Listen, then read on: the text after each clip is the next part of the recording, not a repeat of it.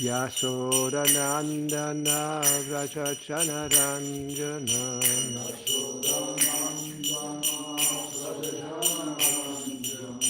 Yamunatira Vanachare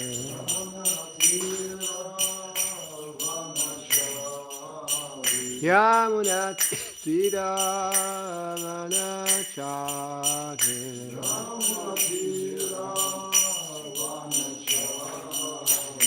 Jaya Radha Madhava Kunya Vihare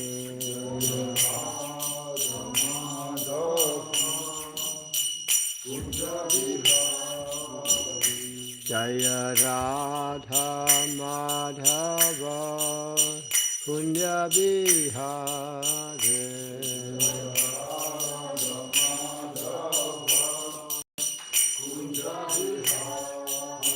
Gopijana Vallabha Girivaradhare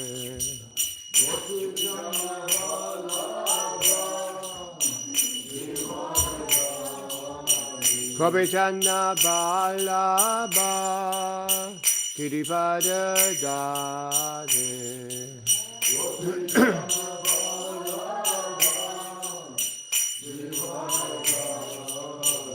Yashodanandana Vrajachana Ranjana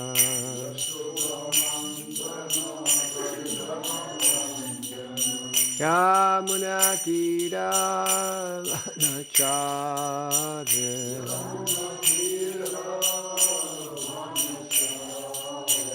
Yamunatira Vanachare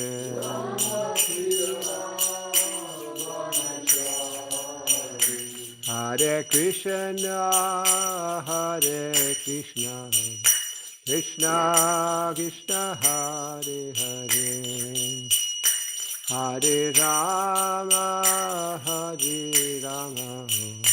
Rama Rama, Hare Hare, Hare Krishna,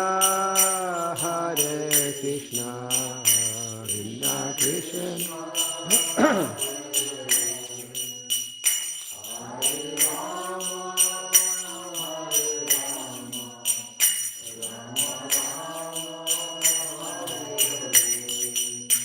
Hare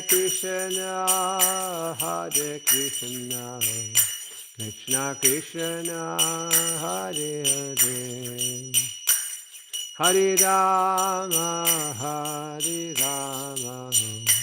Rama Rama, Hare Hare, Hare Krishna, Krishna Krishna, Hare Hare, Hare Rama, Rama Rama, Hare Hare. Jai Vishnu Bhakti Vedanta Sarada Prabhupada Iskon Samsavakacaya Prabhupada Ki Takoti Vaishnava Vindhika Namacharya Thakur Vija Prem Jaga Sri Krishna Chaitanya Nityananda Shri Advaita Gadadhar Shivasa Gura Bhaktavinda Shri Shri Radha Krishna Gopinath Shama Kunda Radha Kunda Giravan Gita Vrindavandam Gita Matudadam Gita Naritam Gita Gomai Gita Yamunamai Gita Tudasi Devi Gita Bhakti Devi Gita Samaveda Bhaktanda Gita Gaura Kamananda. Glory to the 7 devotees. All glories to the 7 devotees. All glories to the 7 devotees. All glories to Shesha Gongolanga. All glories to Shesha.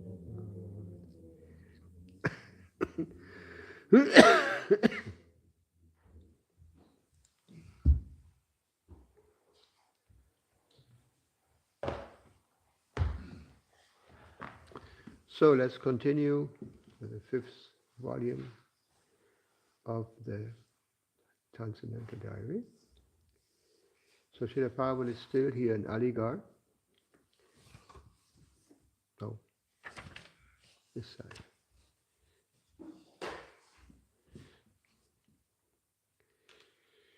Dr. Shukla now realized that the position of the Bhaktas is unique. He was very happy with Srila Prabhupada's expert analysis and laughed at his own defeat. That brought the meeting and Srila Prabhupada's visit to a fulfilling conclusion. The gathering broke up, and as yesterday prasad was served, the devotees all sat in rows to take the prasad offered by Mr. Sangal, while Srila Prabhupada looked on with obvious pleasure. One of the American householders was clearly enjoying the milk sweet yet. When Mr. Sangal offered him more, he coldly refused. Das haben wir auch schon gelesen gestern. Ne? Für diejenigen, die da waren. Oh yeah, we finished the chapter. Chapter 2.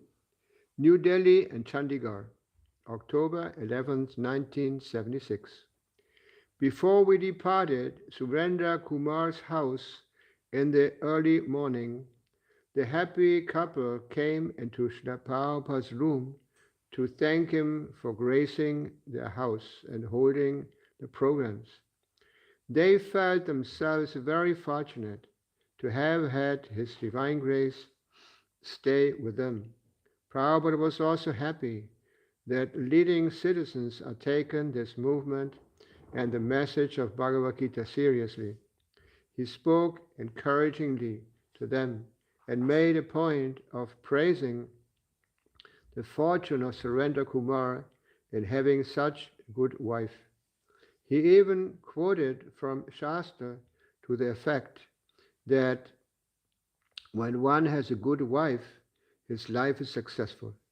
He knows that Surendra is very much attached to his wife, but since she is the one who has the most attachment to Krishna, Prabhupada encouraged Surendra to worship their deities with her and both of them to take up the practice of Krishna consciousness together.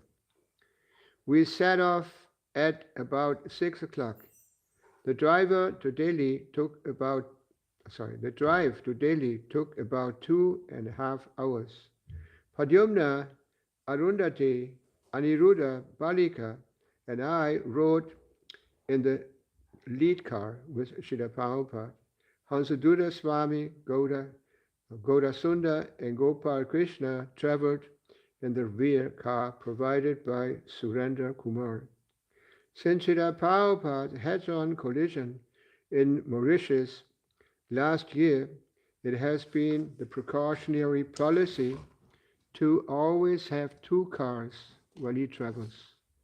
With His Divine Grace in the second one, still just on the outskirts of Delhi, we had a near disaster. A young buffalo suddenly ran into the road in front of our car, and the driver swerved at the last moment to miss it. Prabhupada's car was following directly behind ours, and there was no time to avoid a collision. Fortunately, the driver was able to brake sufficiently, and the car only lightly bumped the animal, which ran off in alarm. No one was hurt, and we proceeded without further accident. But it was another reminder that driving in India is always dangerous, and we are never happy about Prabhupada traveling long distance by road. Yeah. Those of us who have gone to India know that it's very, very strange, the traffic there. When we came to India the first time, we were like all sitting like,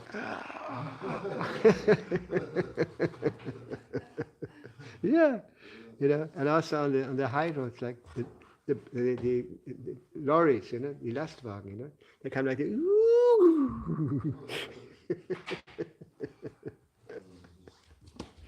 yeah. And we would travel by bus. We would never sit in front. Yeah, and Prabhupada had an accident, like it's mentioned here, Mauritius. No, Mauritius, he had an accident. That's also part of the Transcendental Diary. It's mentioned here, no, somewhere.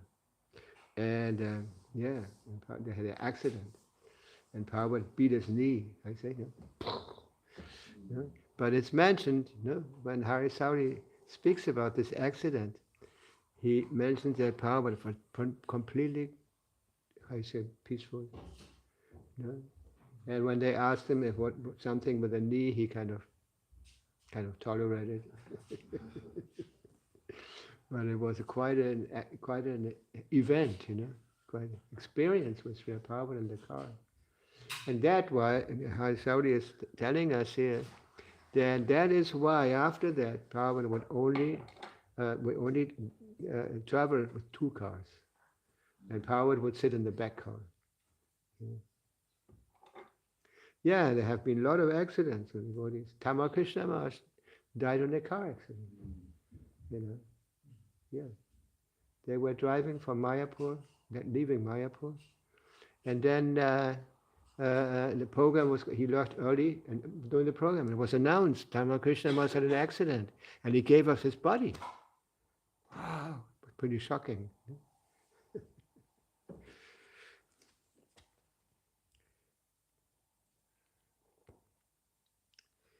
So,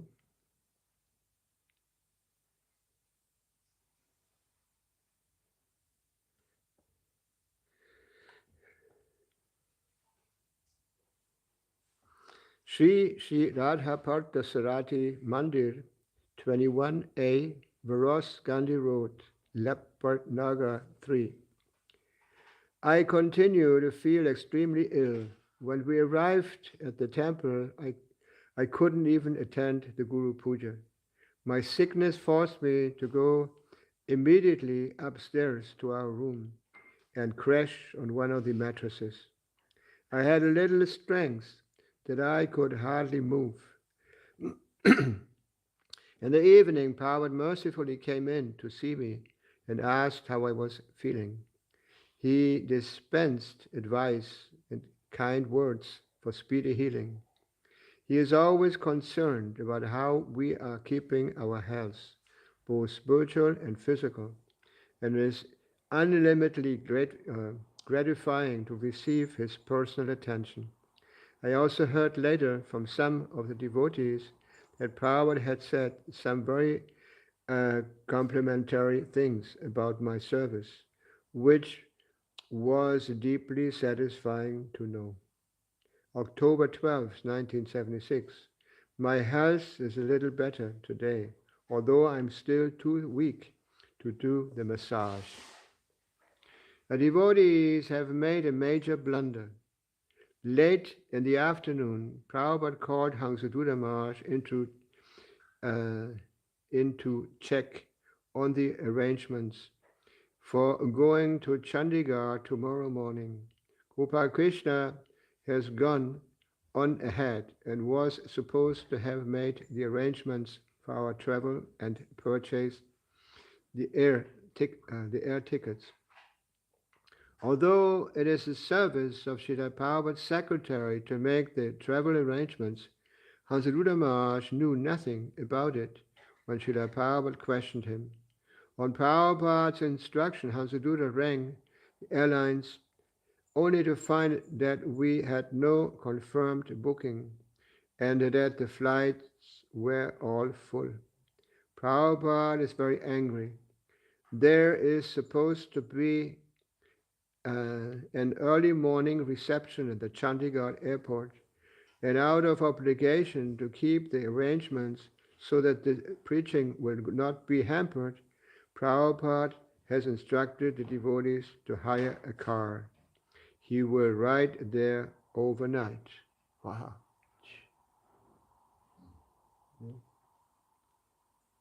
Yeah, it was pretty heavy, when you committed a mistake or some negligence like that.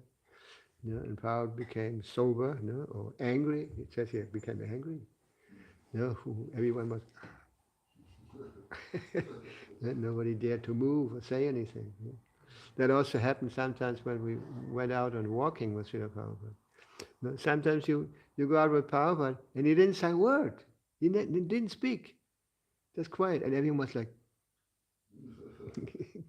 yeah, yeah. And then Prabhupada, no, sometimes when he walked, he stopped and he said something important. He had seen something, or he was speaking about something that he had been deeply meditating on. Yeah. Yeah, I remember when he came to Germany in 69, 1969. We also, every day we went out on morning walks with Srila Prabhupada. And we accompanied, there was no tape recorder or iPhones or something like that yet. So the devotees walking, and they said something, and then they all grabbed their notebook and they wrote it down. And sometimes they invited Prabhupada to sit on a bench in the park. Prabhupada sat down. And then the devotees all sat down. And there was one incident that Shivananda, he was sitting kind of like this, Prabhupada told him, sit properly.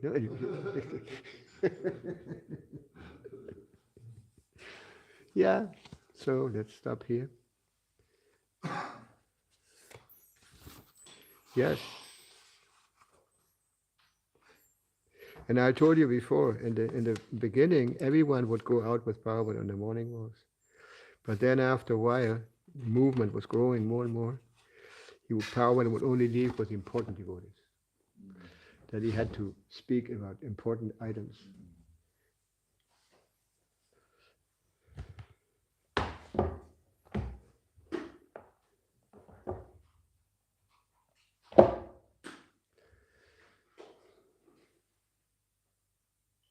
So heute werde ich in Deutsch lesen. Ich habe es gefunden hier.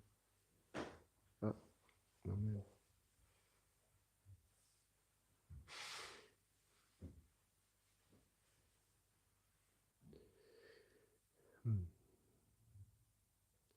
Zu früh gelobt.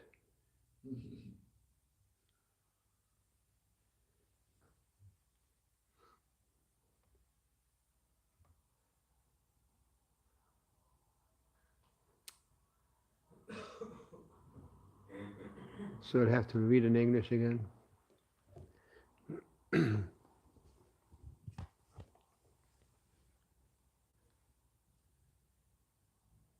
Welcher Vers war das noch? 15. 15. Ja.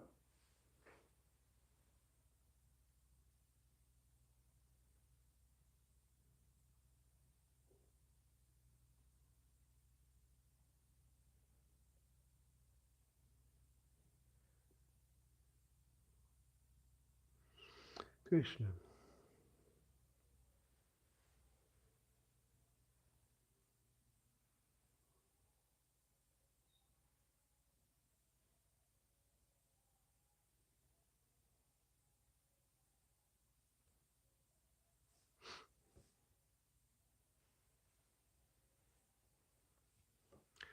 So we're reading from the Srimad Bhagavatam, 7th chapter, 7th canto, 8th chapter, verse 15. Tadeva tasmin ninado tibishano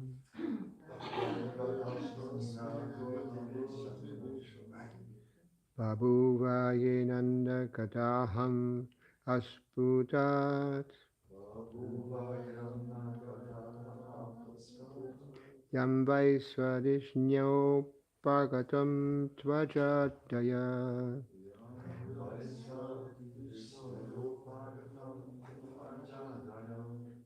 Sudhavasvadharmatyayam Angamenire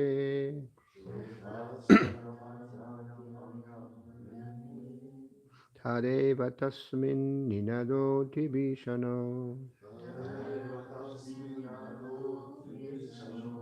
Bahuvaya yenanda kataham asputat Yam Vaisvadishñopagatam Tvajadaya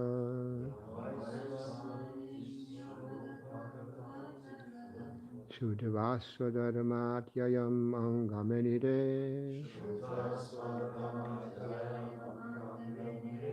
Tadeva tasmin anadoti vishano Bhaguva ye nanda kataham asputa Yam Vaisvarishnyo Pagatam Tvajadaya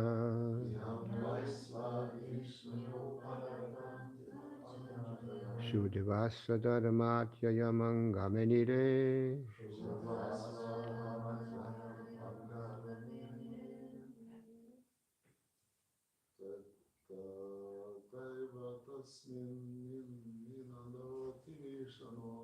Tadeva Tasmin Ninadoti Vishano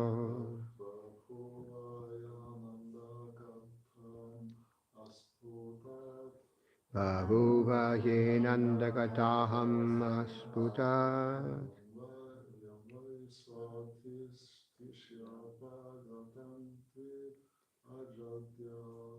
Yam Vaisvarishnyo Bhagatam Tvajadaya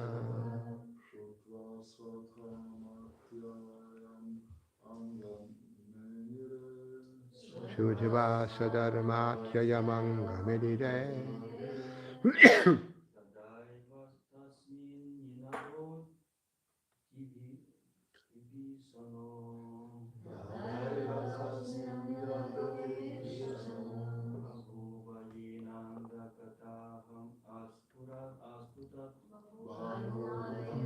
Jena Kataham Asputat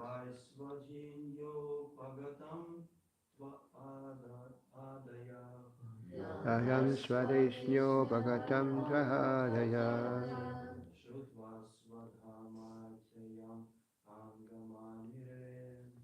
Shudvasa Dharmatya Yamangamenire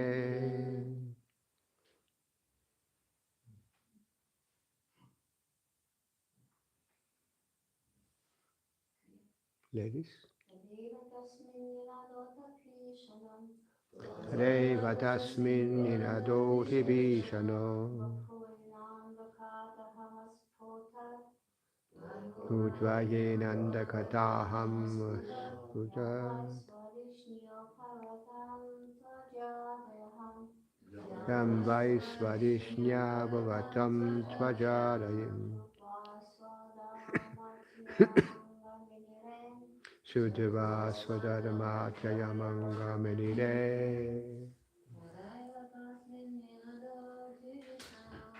Tadeva Tasmin Nadoti Vishano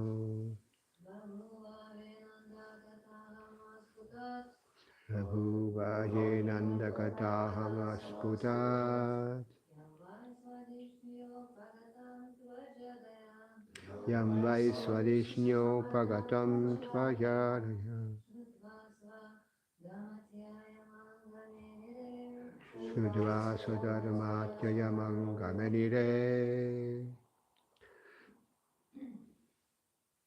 Tada. At that time, Eva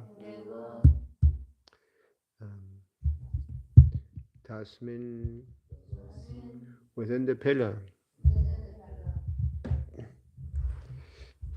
Nindana Ninada a sound Adhibhishana very fearful Babhuva there was Yena by which Andakataham the covering of the universe Asputat appeared to crack Yam which Vai indeed Swadishnya Upagatam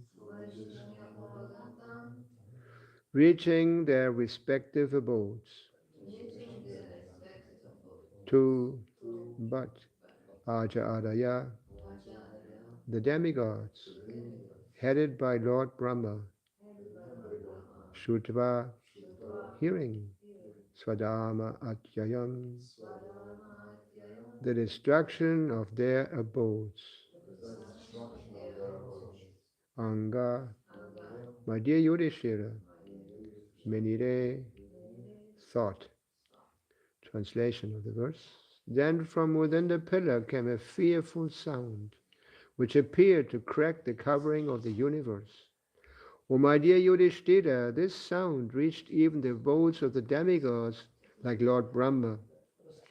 And when the demigods heard it, they thought, oh, now our planets are being destroyed. Das haben wir schon gelesen. Ne? Ja, ne? Purport. As we sometimes become very much afraid at the sound of a thunderbolt, perhaps thinking our houses will be destroyed, the great demigods like Lord Brahma feared the thundering sound that came from the pillar in front of Hiranyakashipu. Short, ja, wir haben das schon gelesen, aber man kann das ja nicht oft genug lesen.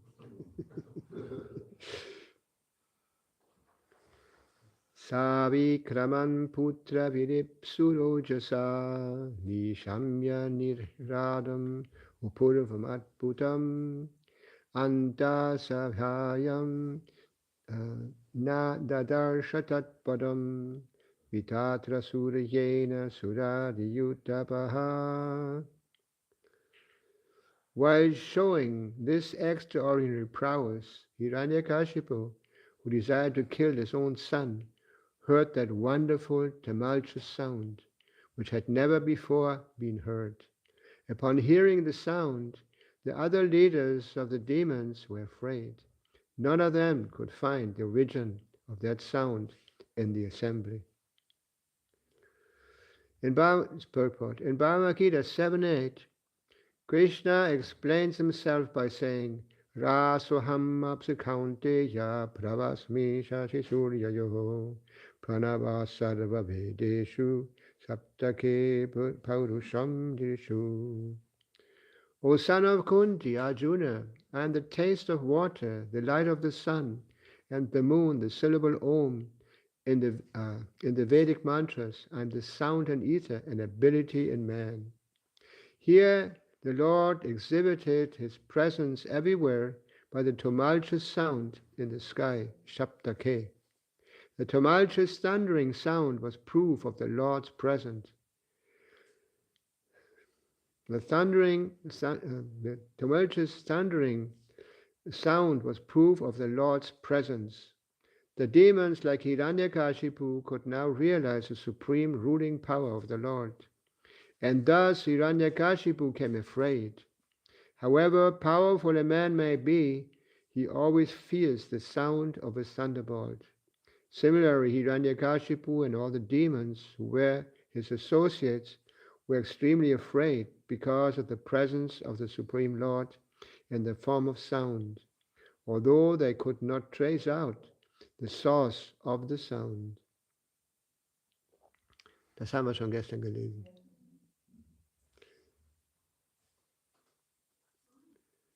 So, hier lesen wir 17, Vers 17. Satyam vidatum nijabritya vasitam vyapatim chabut visvakileshu chatmanaha adrishyat tata debhuta rupamudvahan stambhe savayam na mrigam na manusham.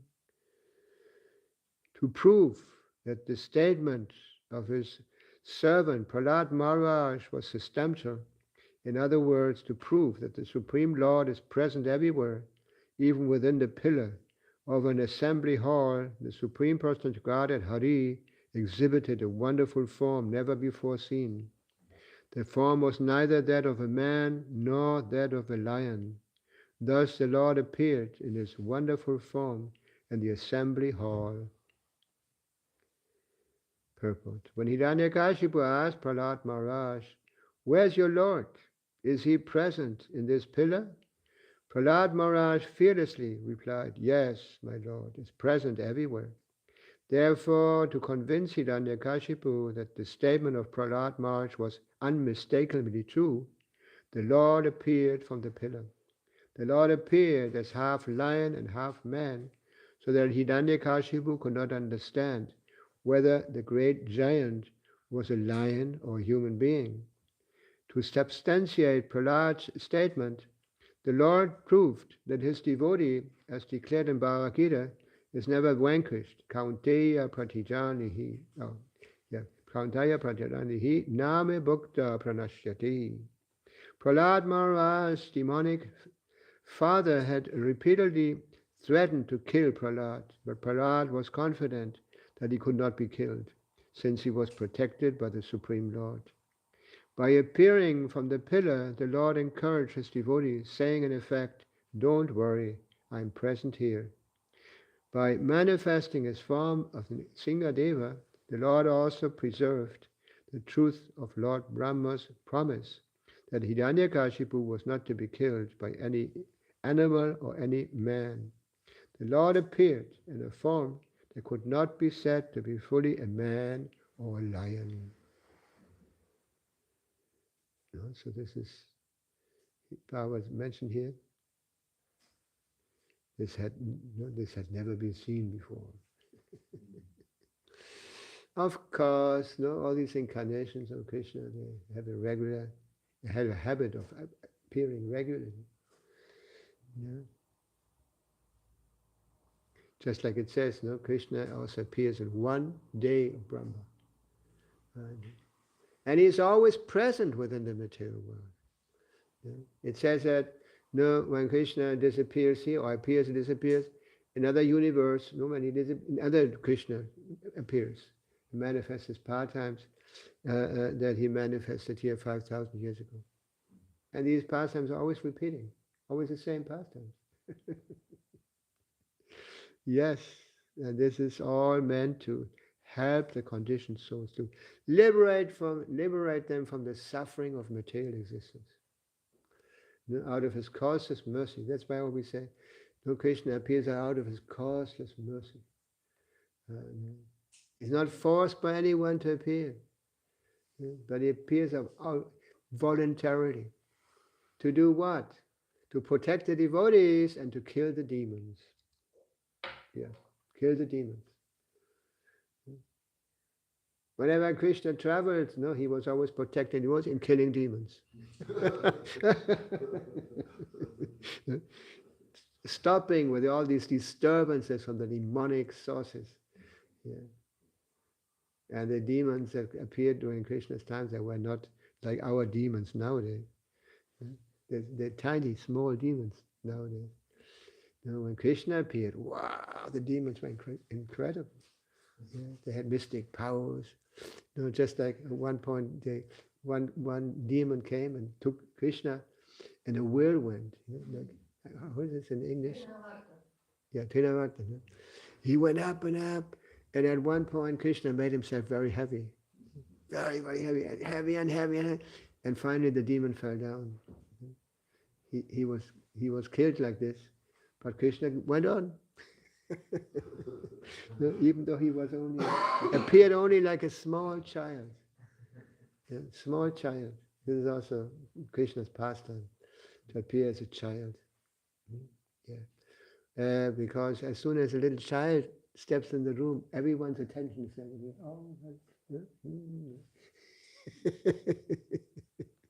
Everyone feels attracted to the little children. And not only little children, also little dogs, little cats, little Rehe, kleiner Bär,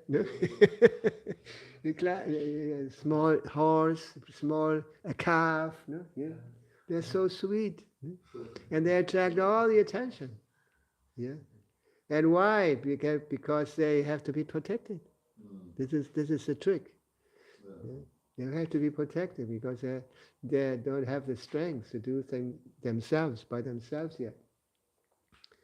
Yeah. Like that one devotee put a little video there in Argentina. He put a little video. He was feeding a little bird. Yeah. It seems like the bird had fallen out of the nest. And he was feeding the little bird on the... And it's, immediately you become, what is this? Oh, how sweet, no?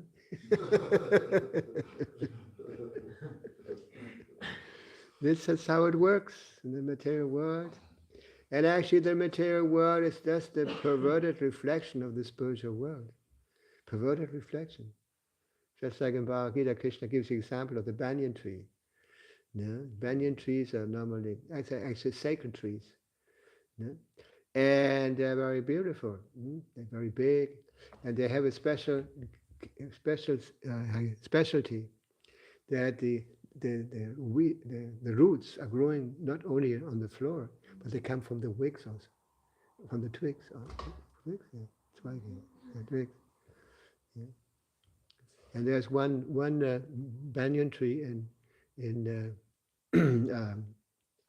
Navadvip. Navadvip, yeah. And there's a house under the tree. It's all with the, how you say, I think it's a temple or something. Yeah. Just like there's a story in Prabhupada. Actually, Narada Muni was going to the spiritual world, have his darshan in the spiritual world. So actually he has a spiritual body, otherwise he couldn't go to the spiritual world. So on his way he told two people that he was going to Vaikuntha. And if they wanted to get some blessings from Krishna or ask Krishna something like that.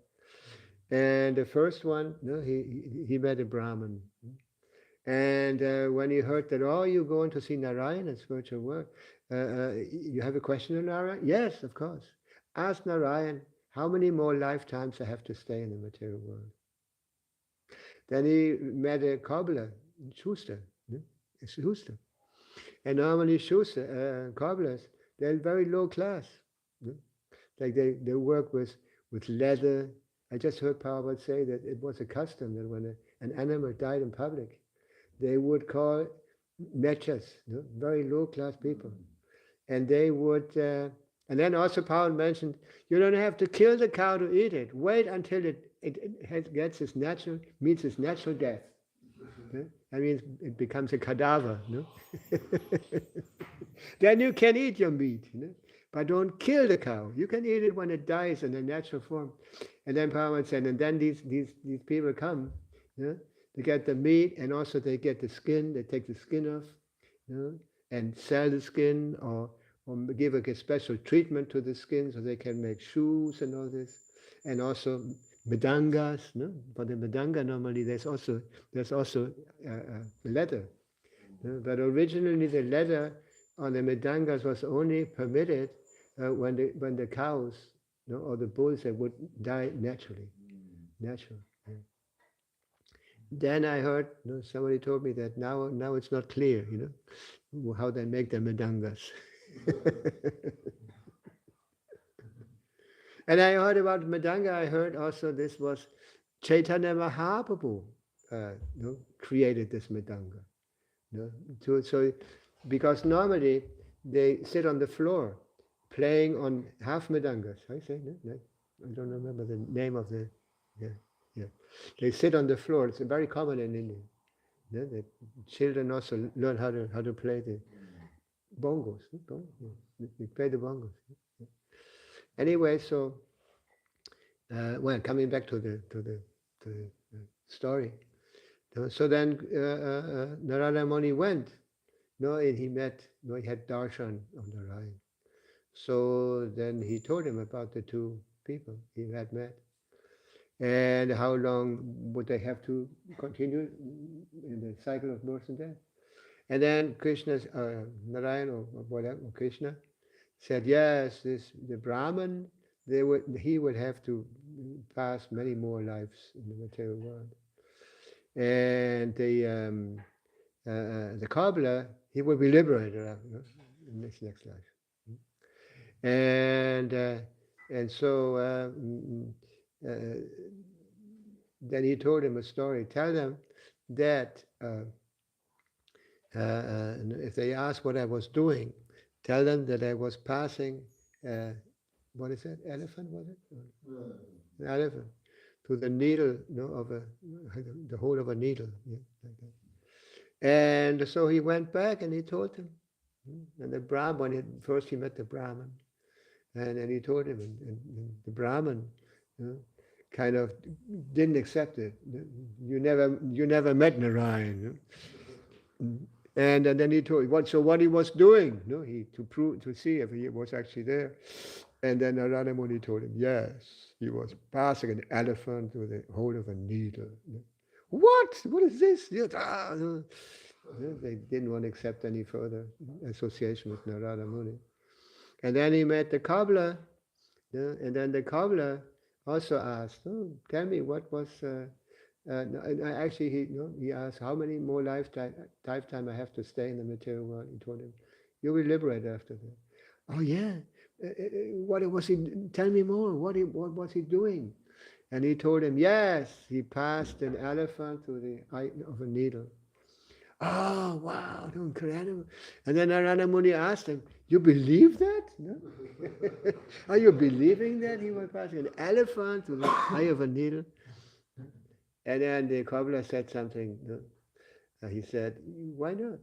Krishna can do anything. Look, I'm sitting here under a banyan tree, and this banyan tree has unlimited seeds. And within every seed there's a banyan tree. Look at this.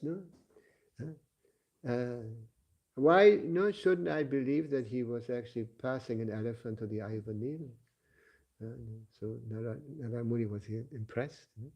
He would see that actually, he was actually a very advanced devotee. Whereas the Brahmana was just doing his sacrifices and maybe also chanting mantras, but he didn't have the same faith. Actually, faith is very important. Faith is very important. Like I mentioned the other day, Kanishta Adhikari, Madhyam and Uttama Adhikari. They are identified by their grade of faith. The Kanishta Adhikari doesn't have much faith. As a neophyte, he just comes in touch with the devotees, and he still maintains some of his material qualities. Anyway, self-centered, how do you say it? Yeah, self-centered. Self-centered, you understand what self-centered is? Self-centered. Everything is turning around oneself. One sees everything in relation to oneself. Self-centered. And there's also, there's also a sign of pride. Pride. Everyone has pride of himself. And something happens. What? You told me this? You know who I am?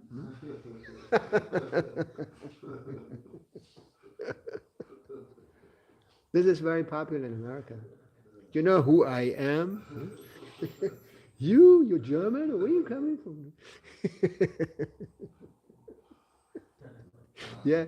And then Madhyam Adhikari. Now Madhyam Adhikari has already knowledge. He discriminates very nicely. He deals with different kind of people in different ways.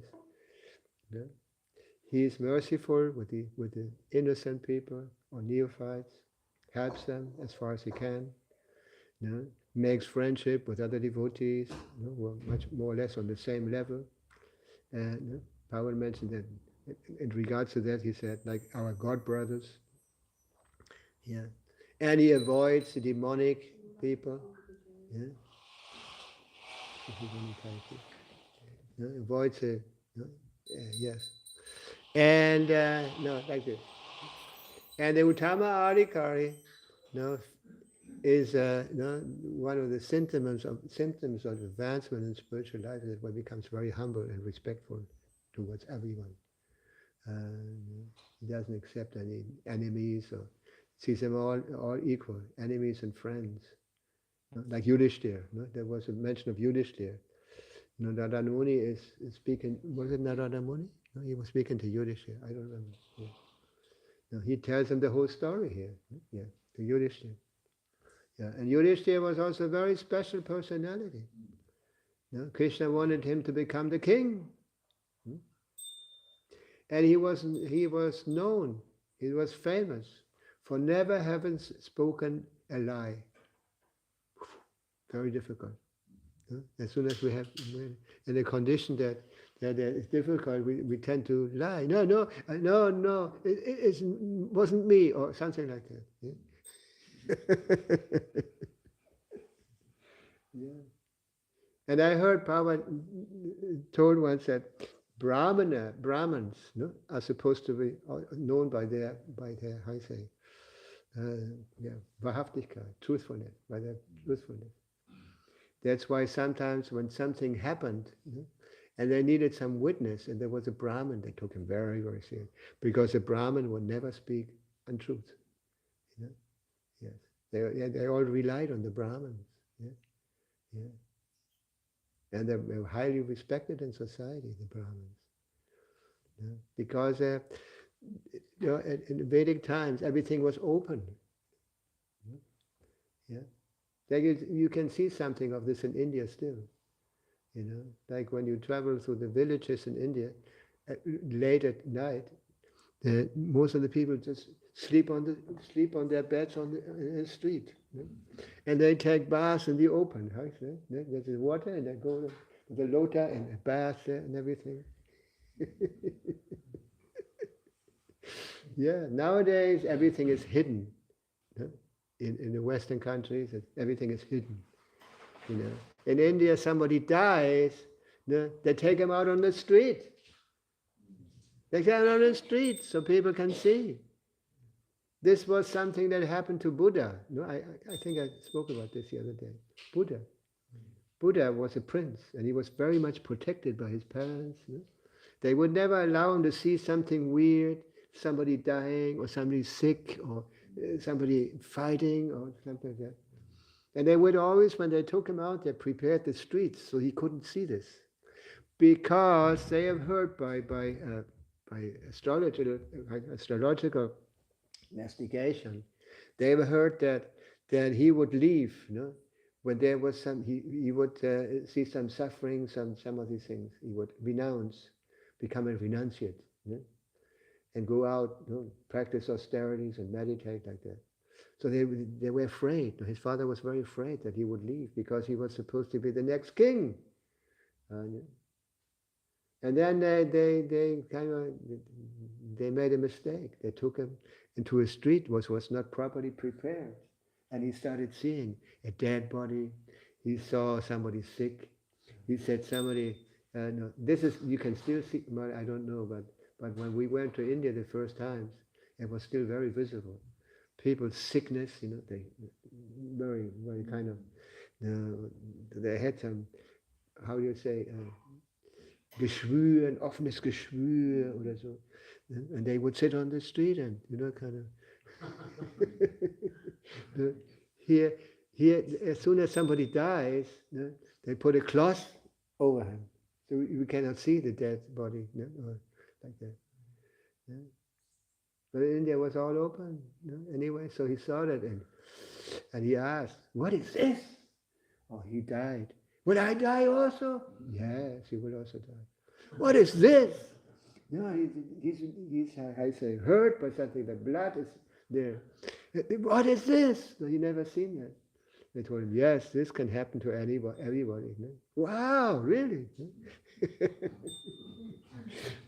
And other things. Anyway, so then he renounced. So this is, actually in Vedic, we have no idea what Vedic culture really is.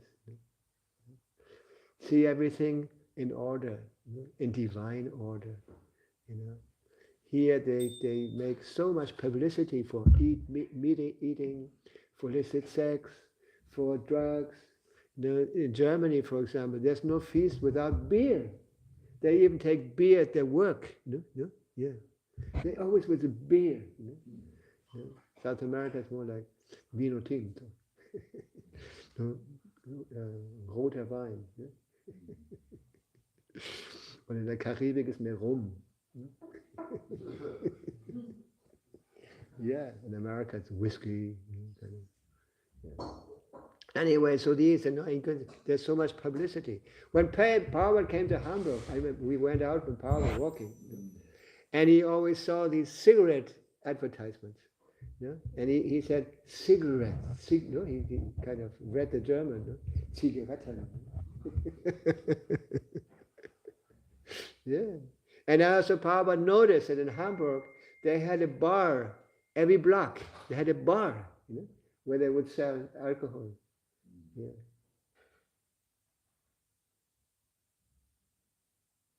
And then Power went to the bank. Power at that time was always traveling with a small kleine Tasche. What is it? Small bag. It was white, the bag. Looked like a little suitcase, very small. And Power would always carry it himself. Because there he had all the information of bank accounts and all that. He opened a bank account in Hamburg also. Yeah. And in case they would give him donations or something like that. Yeah. And this little case, he would only give or let devotees carry it of super confidence. How you say no? How you say that? Yeah, confidence. Yeah. And then he went into the bank to open the account in Hamburg. And he started talking to the girl who attended him there. Yeah. And she was very interested. It's mentioned in, this Lilamrita was published by Satsvaru Maharaj. And I remember when Prabhupada left us in 77, he got the order from the GBC to compile a biography about Srila Prabhupada. So he sent letters all over the world to the devotees to get their memories, and all this. And we got also letter for the Hamburg at that time. I mean, about the pastimes of Hamburg at that time. He wanted to know. So I went to Hamburg, and I asked certain people. There was a Gemüseladen. What is that? Yeah. A vegetable shop on the corner, close to the temple. And we went, and I asked, remember? Our guru came here, and the guy remembered. Yes, when he was here, you always came and wanted something special for your guru. Yeah. Oh yeah. So these books of Satsvaru Maharaj, he got so much information that he couldn't publish it all. So when he published his Lilamrita, he started also printing little booklets. I have 2 or 3 here, in my library. And also there's also things about his visit to Hamburg. He didn't publish everything. Anyway, so that's this, with the Gemüsehändler, and I think it's in there also. Yes, during Prabhupada's time, we were not so conscious about the future. But then, after Prabhupada left, they started publishing all these memories of Srila Prabhupada. Yeah, there's many memories. There's a whole line of books I have in my library, only memory of the disciples who had written the books about Srila Prabhupada. Yeah, very interesting. There's also one book, I remember the name of the devotee. He went to South Africa. They started South Africa, in I don't remember the capital. What was the capital's name? Johannesburg. Johannesburg, huh? Yeah. And they had opened a temple there. Yeah. And the Prabhupada came also to visit. And from that book, he said that, or he mentioned that Prabhupada gave a class on the university. It's book on the university. And there he spoke about the Varnas. At that time, there was this, apartheid. Apartheid, yeah. And the black and the white people would live in a section, and the black people and also the Indians. They were the blacks and the colored. How you say it in colored? Yeah. The farbigen, and the neger. Neger today is a Schimpfwort. Yeah. And I went there. I had to go there once. The GBC sent me there once when I was at GBC. And I had to talk with devotees and this and that. And Anyway, so our temples also. In one temple I had to go to, there were only Indians and a few white devotees from Europe or America, something like that. But there was no black devotee. And the black devotees went. No, they went Johannesburg. They had a temple there. Yeah. And when they brought me to the airport to fly out, there was an Indian and a black devotee, and they were talking to me, and people looked like, what is this? Not only Hare Krishna, but also weird, from the racial point of view. Yeah. Anyway, so Uttama Adhikari is an example of humbleness. Anyway, yeah. This is just a question of purification. The more you become purified, naturally, your good qualities manifest. Like I always quote this verse, like Titikshava Karunika Sulina Ajata Shatra Vashantim Sadava Sadhu Bhusana. This verse mentioned that the qualities, the qualities of a Vaishnava are his ornaments. How do you say ornaments? Ja, sein Schmuckstück. Ja. Ist geschmückt, mit bestimmten Qualitäten. Ja. No, und alle seine Qualitäten sind perfekt, heißt es. Ja. Das heißt, man erkennt Devotees und bekennt alle die ganzen Mitglieder des Varnashrama Dharma an den Qualitäten. An ihren Qualitäten. Ja.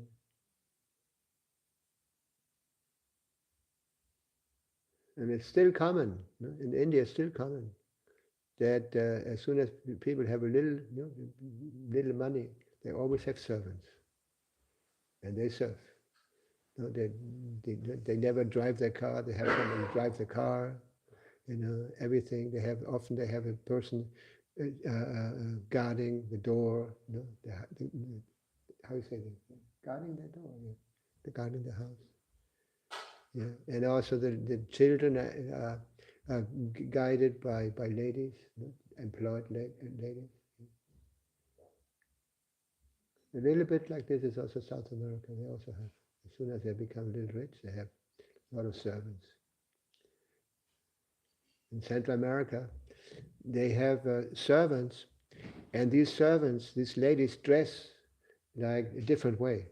They have die heißen die Eingeborenen in Zentralamerika, die haben ihre eigene Kleidung. And they never mix intimately with the people who employ them. That was, sometimes I have the tendency to walk into the kitchen, or that somebody invites me to preach there or something. And I walk into the kitchen and they don't.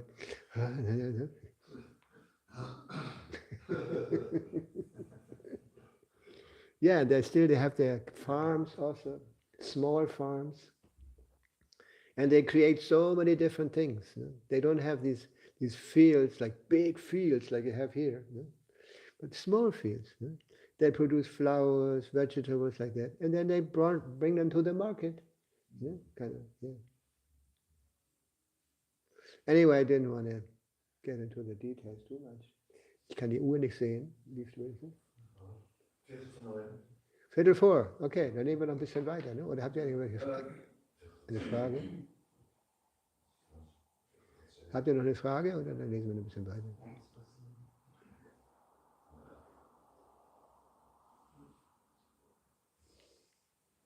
Okay, ja?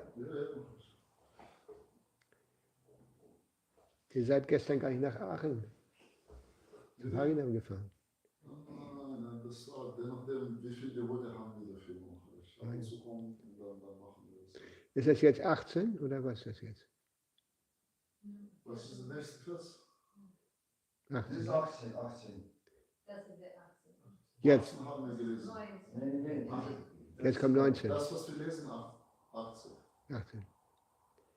Sa sattvam enam parito vipashyan sambhasya madhyat anunirjihanam Nayam rigo napi naro vichitram aho kim metanri mrigendra rupam. While Hiranyakashipu looked all around to find the source of the sound, that wonderful form of the Lord which could not be ascertained to be either man nor lion, emerged from the pillar. In amazement, Hiranyakashipu wondered, what is this creature that is half man and half lion? Purport. A demon cannot calculate the unlimited potency of the Supreme Lord. As stated in the Vedas, Parasya Shakti Vivideva Shuyate Sabhaviki Jnana Balakriyacha. The different potencies of the Lord are always working as an automatic exhibition of his knowledge. For a demon, it is certainly wonderful that the form of a lion and the form of a man can be united, since the demon has no experience of the inconceivable power for which the Supreme Lord is called all-powerful. Demons cannot understand the omnipotence of the Lord. They simply compare the Lord to one of them. Avatananti mam mudha manushim tanamashritam. Mudhas, rascals, think that Krishna is an ordinary human being who appears for the benefit of other human beings. Param bhavam ajananta. Fools, rascals, and demons cannot realize the supreme potency of the Lord. But he can do anything and everything. Indeed, he can do whatever he likes. When Hiranyakashipu received benedictions from Lord Brahma, he thought that he was safe, since he received the benediction that he would not be killed either by an animal or by a human being. He never thought that an animal and human being would be combined, so that demons like him would be puzzled by such a form. This is the meaning of the Supreme Personality of Godhead's omnipotence. Omnipotency. Yeah. Krishna. Allmächtig.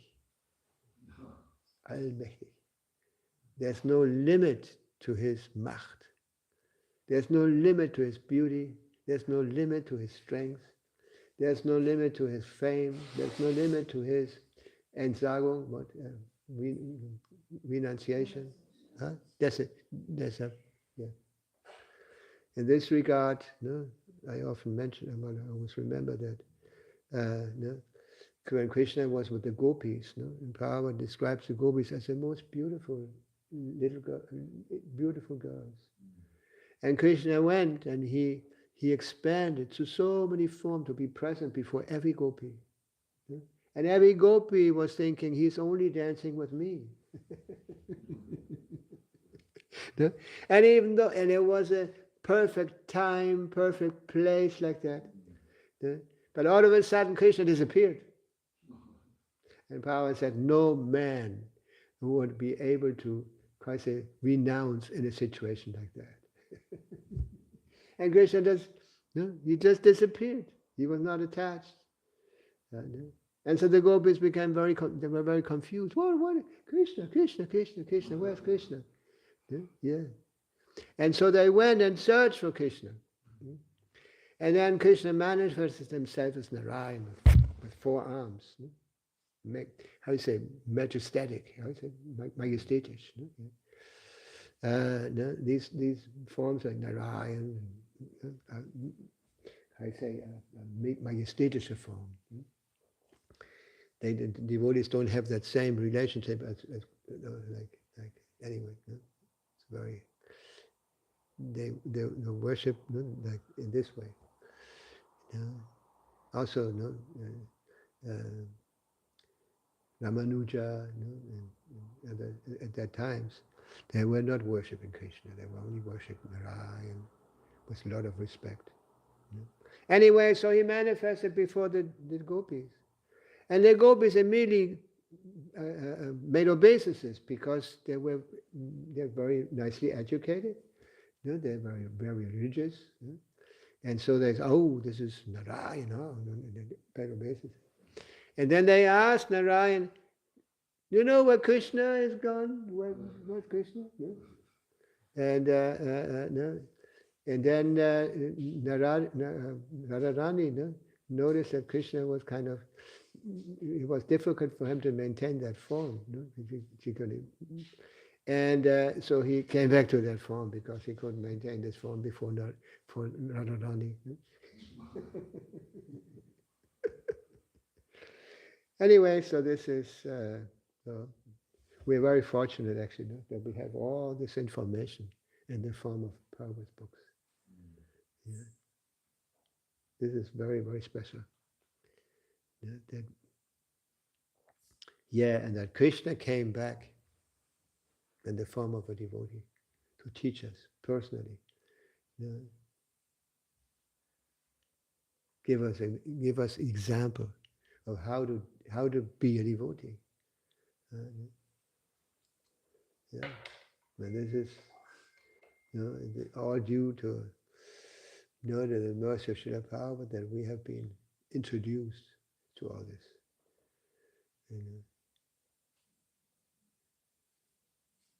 And Prabhupada, Krishna himself, he wanted this same mercy that we received to be accessible for all the conditioned souls. Yeah. Like Prahlad Maharaj. I remember the verse. I don't remember the verse, but when his father had been killed, and Nrsingadev offered him a benediction. Then he said, I don't need any blessing. I'm completely satisfied in your service. I'm very blessed that I can serve you and be your devotee. But then after a while he said, yes, I have a wish. Please bless my father. And there's a verse in the seventh canto where he said, I'm satisfied, but I cannot tolerate to see all these rascals, all these sinful people, without doing anything to help them. And even though his father had given him so much trouble, imagine, like when you meet an enemy, somebody assaults you on the street or attacks you, has a revolver or a knife, like that. You hate that person. Wow, how to kill him. But Prahlad Maharaj, he didn't hate him, actually. He was only interested in his welfare. That's why he spoke in such a direct way to Hiranyakashipu. Like we just read one of the verses before, he said, like, my dear father, rascals like you, should change or should do this and that. And then the purport here is very interesting. It says, he had no fear. He didn't fear his father because he was convinced that Krishna would protect him. That's what happens also. When you're a devotee, especially sometimes, especially when you go out preaching or distribute books, there's always danger. There's always danger. But a devotee becomes completely, so what? Hare Krishna, so what? No? No? What do you think? You feel protected by Krishna. Like when we went to preach in the communist countries before, there was always danger. Sometimes a person, one devotee disappeared. Like, I don't remember the name now, Devamita Maharaj. He was traveling in, I think it was in Poland or something. Yeah. And so they took him, verhaftet, the Polizei. They had an accident, actually, car accident. And for a long time, we had no idea where they were and what they were doing like that. No? And then the BBT offered money for his liberation. In this way he got out. Yeah, and because he had accepted so many risks, for Srila Prabhupada. When they freed him, he went to London to meet Srila Prabhupada. Prabhupada was just there in London.